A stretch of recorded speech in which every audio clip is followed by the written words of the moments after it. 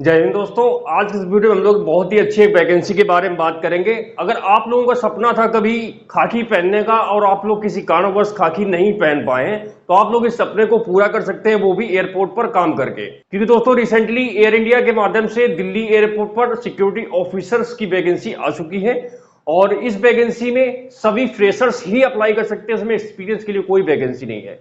ये जो वैकेंसी निकाली गई है केवल फ्रेशर कैंडिडेट्स के लिए, क्योंकि रिसेंटली अभी ये वैकेंसी 2-3 दिन पहले मुंबई एयरपोर्ट के लिए निकाली गई थी। तो इसका लिंक सिर्फ और सिर्फ 6 घंटे के लिए एक्टिवेट हुआ था और 6 घंटे बाद उन्होंने क्लोज कर दिया। उसके बाद 7वें-8वें घंटे में लोगों को इंटरव्यू के लिए कॉल आ गई थी और दूसरे दिन ही लोगों का इंटरव्यू हुआ है और वो लोग सिलेक्शन प्रोसीजर में ऑन गोइंग है। तो मतलब इसमें इमीडिएट ज्वाइनर्स जो तुरंत इस वैकेंसी को ज्वाइन कर सकते हैं, बहुत ही अर्जेंट बेस पर यह वैकेंसी है। तो आप लोग अगर फ्रेशर हैं, अगर आप लोगों का सपना है एविएशन सेक्टर में काम करने का एज ए सिक्योरिटी ऑफिसर, तो आप लोग अपने सपने को पूरा कर सकते हैं इस वैकेंसी में अप्लाई करके। तो दोस्तों आज इस वीडियो में हम लोग बात करेंगे कि इस वैकेंसी में कौन कौन अप्लाई कर सकता है, एलिजिबिलिटी क्राइटेरिया क्या है, सिलेक्शन प्रोसीजर क्या रहेगा, सारी चीजें जो कि इस वैकेंसी की दृष्टि से बहुत ज्यादा इंपॉर्टेंट है। तो मैं आपको सारी चीजें बहुत ही विधिवत बताऊंगा। और बाकी आप लोग उन सभी निगेटिव लोगों से दूर रहना जो लोग वीडियो के नीचे आके कमेंट करते हैं कि वैकेंसी फेक है, फ्रॉड है, तो उनके चक्कर में आपको नहीं पड़ना है, क्योंकि उनका बेवकूफों का कोई काम नहीं है। वो सिर्फ बैठ के रूमर्स फैलाते हैं, क्योंकि वो तो जिंदगी में कुछ कर नहीं पाएंगे, ठीक है। और वो आप लोगों को भी भड़काएंगे, तो आप लोगों को ऐसे लोगों से बचना है, ठीक है। खुद पे भरोसा रखना है और जो मैं आपको बता रहा हूं आप लोग वहां पे जाइए, बिल्कुल बेफिक्र होकर जाइए, आपको डेफिनेटली इसमें मौका जरूर मिलेगा, ठीक है। तो जिनको नौकरी पाना है वो लोग आराम से फॉलो करें और पूरा वीडियो देखें, क्योंकि अगर आप अधूरा वीडियो देखेंगे तो आपको कंफ्यूजन ही मिलेगी, इसके अलावा सोल्यूशन आपको नहीं मिलेगा, ठीक है। तो मैं आपको बता देता हूं, आप लोग पूरा वीडियो देख लीजिए, आपको सारी इंफॉर्मेशन मिल जाएगी, ठीक है। और ध्यान दें, ये लिंक इसका बहुत ही कम समय के लिए ही मुंबई का एक्टिवेट हुआ था, तो इसका भी में भी हो सकता है 7-8 घंटे या फिर एक दिन ही एक्टिवेट रहे, बाकी दूसरे दिन क्लोज हो सकता है। वो डिपेंड ऑन रिक्वायरमेंट, क्योंकि उनको कितनी रिक्वायरमेंट है, ठीक है, कितने कैंडिडेट ने अप्लाई कर दिया, उसके बाद वो लिंक क्लोज कर सकते हैं, तो वो उन पर डिपेंड करता है। बाकी इसमें वही है कि पहले आओ पहले पाओ वाली ये वैकेंसी है, ठीक है। तो दोस्तों फाइनली एयर इंडिया के माध्यम से सिक्योरिटी ऑफिसर की वैकेंसी दिल्ली एयरपोर्ट के लिए आ चुकी है। और एयरलाइन एयरपोर्ट जॉब की आज हम बात करेंगे, ये ग्राउंड स्टाफ की vacancy as a security officer, ठीक है। अगर आपका इसमें सिलेक्शन होता है तो आपकी जॉब लोकेशन दिल्ली एयरपोर्ट पर होगी, ठीक है। और ये वैकेंसी मैं फिर से रिपीट कर रहा हूं, इमीडिएट ज्वाइनर्स के लिए है, जो तुरंत ज्वाइन कर सकते हैं। ये सिर्फ उनके लिए है, ऑल इंडिया से मेल और फीमेल कैंडिडेट अप्लाई कर सकते हैं, इसमें कोई दिक्कत नहीं है, ठीक है।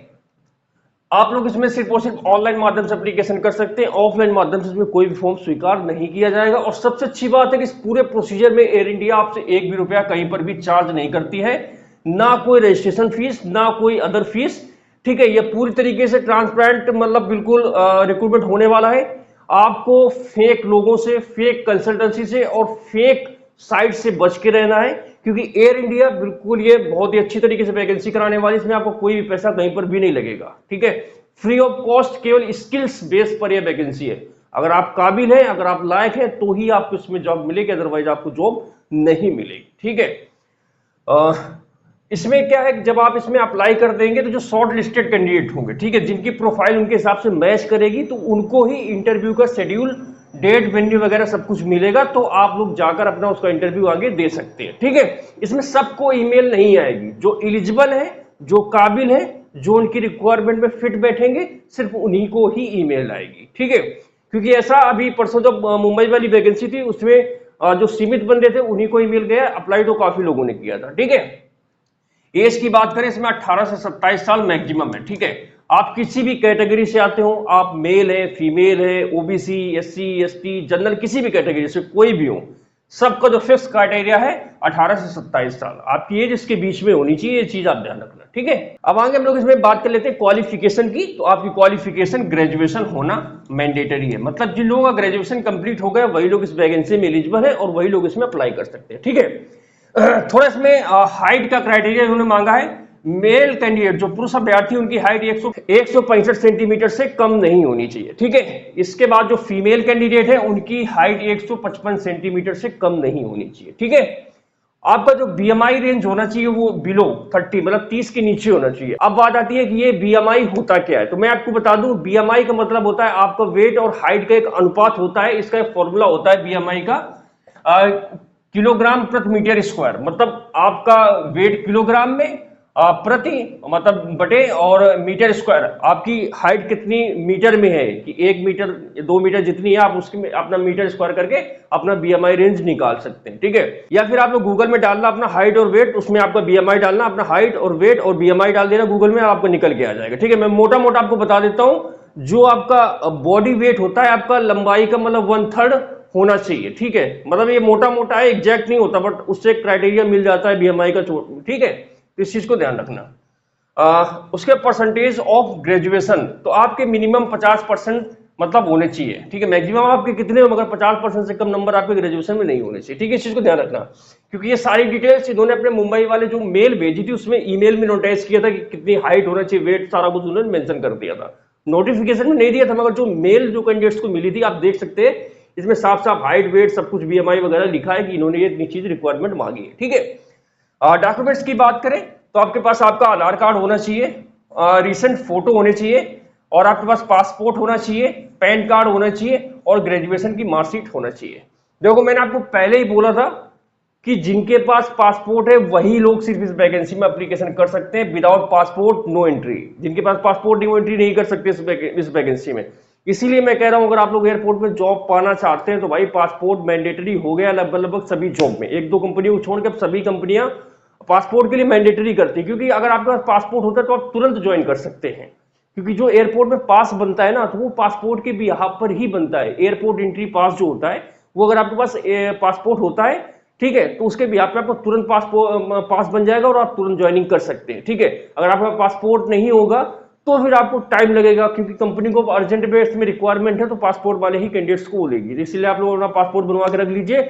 वैसे भी दोस्तों जब से एयर इंडिया प्राइवेट हुई है, मतलब गवर्नमेंट ने टाटा को हैंडओवर कर दिया है। पहले ये कंपनी एयर इंडिया गवर्नमेंट के हाथों में थी, गवर्नमेंट कंपनी थी, ठीक है, मगर अभी ये टाटा के हाथ में जा चुकी है। तो इस कंपनी में जितने भी रूल रेगुलेशन लगेंगे वो टाटा कंपनी के ही लगेंगे, ठीक है। और ये प्राइवेटाइजेशन के बाद ये पहली बार ये फ्रेशर्स की वैकेंसी आ रही है, इस चीज को ध्यान रखना, ठीक है। तो अभी इंडिया के लगभग सभी एयरपोर्ट पर वैकेंसी आने वाली है, इसलिए आप लोग अपना पासपोर्ट बना के रेडी कर लीजिए। जैसे ही आपके नजदीकी एयरपोर्ट पर या फिर आप लोग जिस एयरपोर्ट पर इच्छुक है काम करने के लिए, उसमें अप्लाई करके अपना जॉब पा सकते हैं, ठीक है। तो अपना पासपोर्ट बनवा लीजिए, बाकी आपकी मर्जी।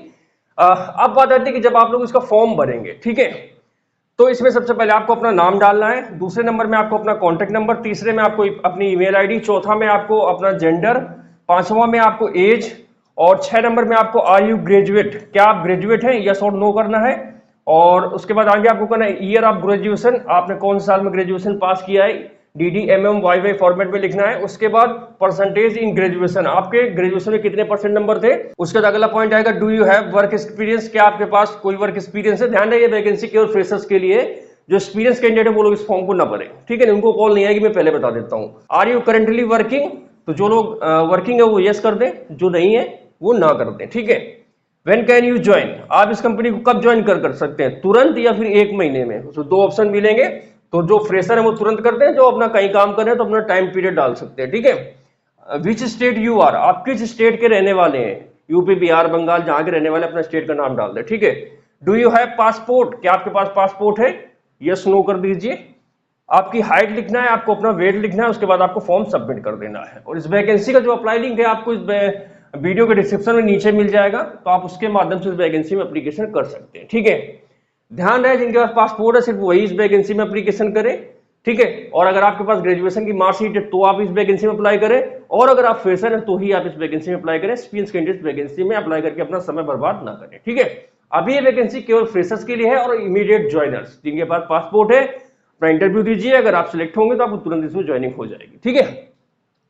तो ये सारी चीजें थी एयर इंडिया की जो सिक्योरिटी ऑफिसर की वैकेंसी दिल्ली एयरपोर्ट के लिए निकाली गई, उसके लिए मैंने बता दिया, ठीक है। और मैंने अभी जो रिसेंटली परसों अभी जो मुंबई के लिए वैकेंसी निकाली गई थी, तो उसमें कुछ कैंडिडेट्स को ही ईमेल प्राप्त हुई थी।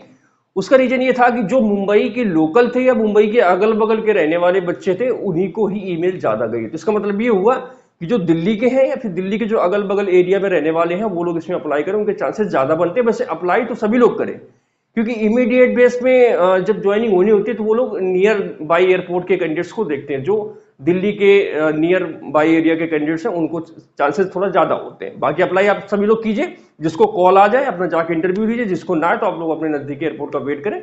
जैसे आपके नजदीकी एयरपोर्ट में कोई वैकेंसी है तो आप लोग अप्लाई के अपना सिलेक्शन के लिए ट्राई कर सकते हैं, ठीक है। बाकी ये वैकेंसी बिल्कुल रियल है और आप लोग फेक और बेवकूफों से सावधान रहें जो खुद तो कुछ कर नहीं पा रहे हैं और आप लोगों को यहाँ पे कमेंट बॉक्स पे आकर गुमराह कर रहे हैं। वैसे मुझे पता है वो कैंडिडेट्स तो नहीं है, वो छोटे मोटे चैनल्स वाले हैं जिनके चैनल मेरी वजह से बंद हो चुके हैं, ठीक है, मुझे अच्छी तरीके से पता है।